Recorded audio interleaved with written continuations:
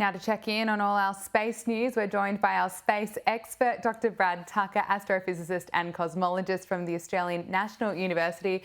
Dr. Brad Tucker, great to be with you. Let's start with NASA. It's on track for its new moon rocket, the Artemis I mission. Is it going to go smoothly?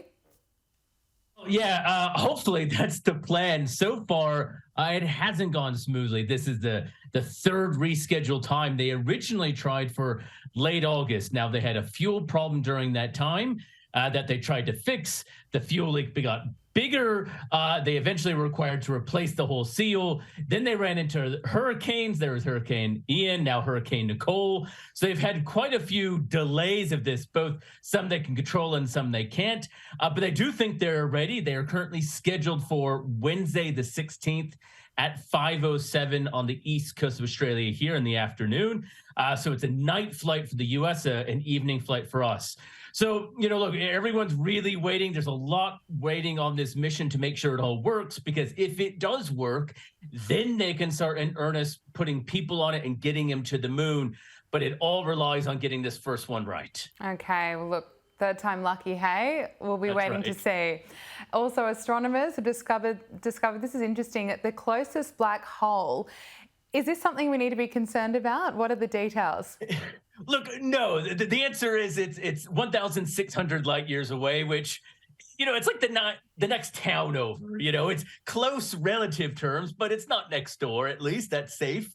And it's not in our solar system. But because it is so close, we can study it in detail. And one of the unique things about this is it's 10-ish times bigger than the mass of our sun. So not massive, but it's also what we call dormant. So it's actually not eating stars, it's not swallowing gas, it's just kind of hanging out.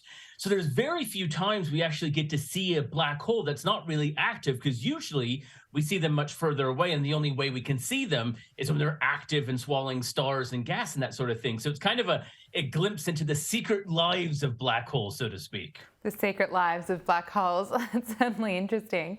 A telescope has discovered the most distant supernova, 11.5 billion light years away. How was this discovered, and what does that tell us? Yeah, it's a really cool technique, what we call gravitational lensing. Essentially, if you have enough massive objects, so a lot of galaxies or things like that, the gravity together can magnify it, as you're seeing here, and kind of give it a boost. And what they saw was that there was an explosion that happened in this galaxy, as you said, about 11.5 billion light years away, through this magnification of gravity. So they were able to see something that really becomes the very first explosion of a star that we've ever seen. And they caught it within the first few hours. And the first few hours gives you critical information to how the actual star explodes and what the star was. In this case, about 500 times wider than the size of the sun. So a really big star in the early universe. And it bigs hope for the James Webb Space Telescope, which should find even further and more supernova out there. Incredible picture as well. Space Force is looking to do rapid satellite deployment response in space for emergencies. How exactly would that work?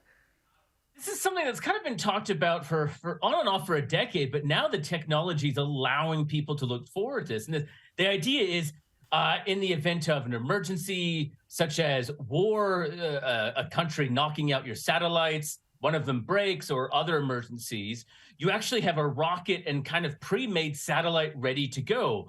So you can kind of design satellites, mostly mass manufacturing. That's what's happened. The outside, or the bust, the shape of it can be the same. And you just kind of change a few of the insides. And what they're looking for is to say, all right, can we play a scenario where we actually have one kind of ready, have a rocket somewhat ready standing by, and get it into space within a day or two? So the idea is that if there is a conflict where countries start knocking out other satellites, either physically or through maybe cyber warfare, you can have that satellite into space, not lose that critical infrastructure, and keep going. And we're seeing in the war in Ukraine how important satellite infrastructure has been in this field. So definitely something important that the Space Force is looking for if and when it needs to in the future.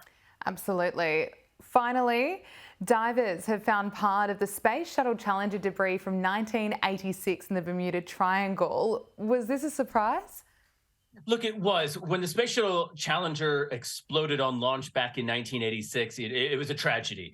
but not all of the pieces were recovered. It was launching over the Atlantic Ocean, exploded, and only about 40% was recovered. In fact, a wing was discovered about 10 years later, washing off the shore of Florida. And now, in a completely unrelated dive that they were doing here for the History Channel, they found part of the underbelly of the tile. So, what you're seeing here is the heat shield essentially underneath the space shuttle. So, completely unexpected. That it would be discovered. Not surprising that more of these pieces are out there, but that someone would ever find them. So obviously, kind of reminding NASA of that fateful day, and obviously what to do with it. Obviously, both to preserve the memory of the astronauts, any study they may do based on what happened with that incident, and how to keep it for the future. Dr. Brad Tucker, we have to leave it there. Thanks so much for your time this afternoon. Always great to talk to you. Take care.